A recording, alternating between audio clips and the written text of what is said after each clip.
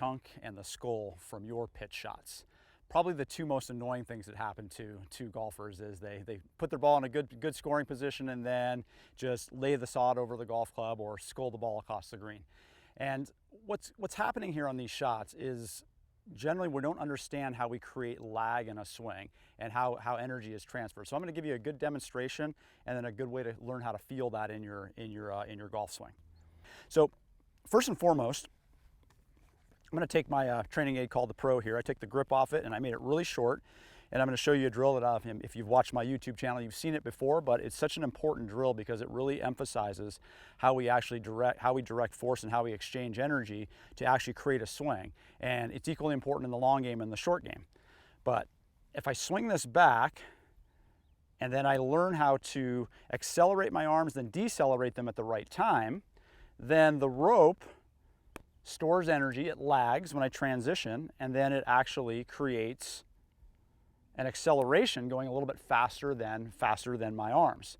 Now, most of you all know, yeah, you're supposed to accelerate through a chip or a pitch shot, but if you actually try to force acceleration, here's what happens. The energy doesn't transfer. So therefore, the actual club head ends up decelerating. But because the club is rigid, that'll send a message to the brain, because you don't want to miss the ball, that you got to really hit it hard with your hands. And that's the birth of a chunk shot. So, or a blade for that matter. So if I can exchange energy like so and learn the rhythm of aligning energy and transferring it through my arm swing into my club, then I have a much better chance of making a successful short game shot. So in hitting these pitch shots, what I see as the most common error is a player gets back to here, but then they start to their arm starts to kind of slow down and they try to push the handle through. And so if I do that, I start to put energy down into the ground, okay? And then if I get used to doing that, I can stand up and try to adjust it really quick and then I get a skull. So it's the same problem. So what we need to feel in our short game shots is, to get a nice clean pitch, is we need to learn how to feel how when you change directions, you start to lag the golf club. And just like I demonstrated with the wrecking ball, that happens around the wrist joints, okay? So I've got to learn how to hold the club a little lighter. So that would be the first thing I would suggest that you do. And then when I go back, I want to feel like my arms reach. And when I change directions, I want to see if I can kind of let go here and feel this kind of pull back on my wrist joint. If my arm speeds up, this naturally will create tension and lag behind me. And then it's the restoring force that creates the shot, okay?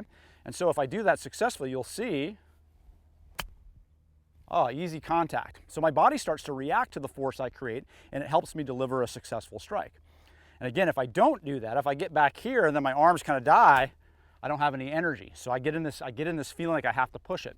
And I believe that's where the chipping yips really start with, is you just don't know what it feels like to get more extension and more energy transfer in your body.